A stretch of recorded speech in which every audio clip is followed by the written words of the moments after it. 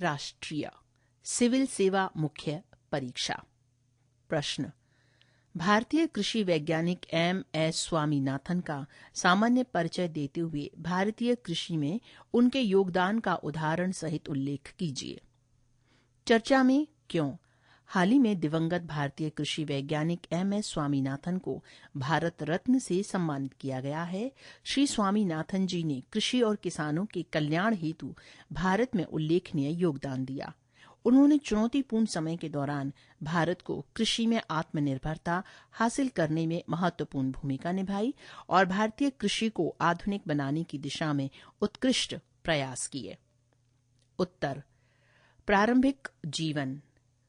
अपने करियर की शुरुआत में उन्होंने सिविल सेवाओं के लिए परीक्षा उत्तीर्ण की, लेकिन स्वामीनाथन की रुचि कृषि में थी और जल्द ही उन्होंने इस क्षेत्र में शोध करना शुरू कर दिया।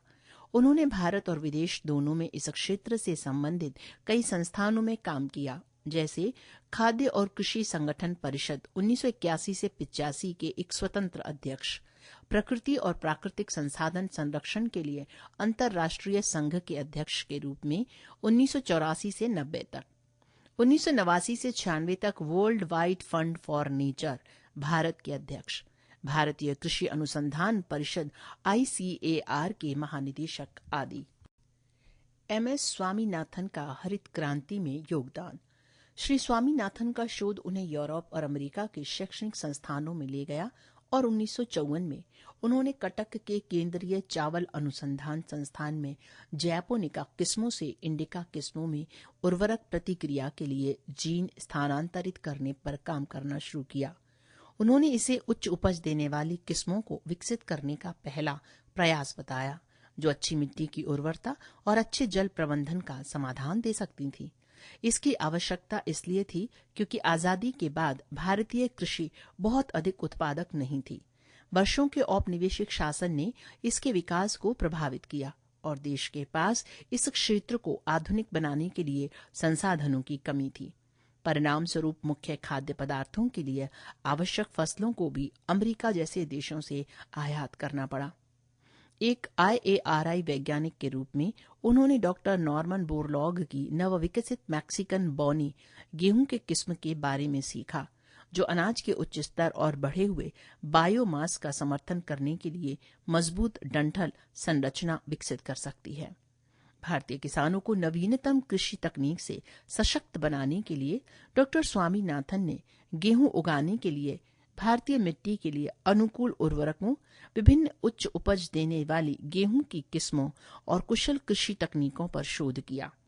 इसके बाद उन्होंने मुख्य रूप से भारत के ग्रामीण उत्तरी क्षेत्र, पंजाब, हरियाणा, उत्तर प्रदेश के किसानों को आनुवंशिक रूप से संशोधित गेहूं की इन किस्मों की खेती के लिए छोटे प्रदर्शन और परीक्षण भूखंड स्थापित करने के लिए राजी किया। पृष्ठ संख्या 52। डॉक्टर स्वामीनाथन ने हरित क्रांति का नेतृत्व किया तथा पहले वर्ष में ही गेहूं की फसल 3 गुना कर दी। कुल मिलाकर 4 फसल मौसमों में गेहूं की फसल 12 मिलियन से बढ़कर 23 मिलियन हो गई। ये उत्पादन में एक बड़ी छलांग थी और इसीलिए इसे क्रांतिकारी कदम कहा गया। गौरतलब है कि 1966 में, जिस वर्ष भीषण सूखा पड़ा था, अमेरिका से 10 मिलियन टन PL 480 गेहूं का आयात किया गया था।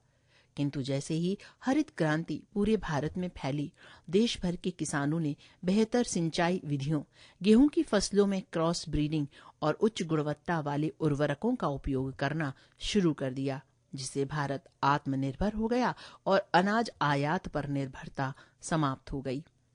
IARI में अपने कार्यकाल के दौरान उन्होंने परमाणु अनुसंधान प्रयोगशाला और उसके जेनेटिक्स डिवीजन की स्थापना की, जिसने पौधों की कोशिकाओं और जीवों पर विकिरण के प्रभाव और उससे उत्पन्न उत्परिवर्तन पर अभूतपूर्व शोध किया। भारतीय कृषि अनुसंधान परिषद ICAR के महानिदेशक के रूप में नियुक्त डॉक्टर स्वामीनाथन ने पूरे भारत में हजारों ICAR केंद्र स्थापित करके किसानों को मौसम और फसल पैटर्न पर शिक्षित करने के लिए काम किया। 1980-82 तक उन्हें भारत के योजना आयोग में कृषि और ग्रामीण विकास का प्रभारी बनाया गया, जिसके दौरान उन्होंने भारत की 5 वर्षीय योजना के तहत विकास के फोकस क्षेत्र के रूप में पर्यावरण और महिलाओं को शामिल किया। 1982 में वो फिलीपींस में अंतर्राष्ट्रीय चावल अनुसंधान संस्थान के महानिदेशक बने।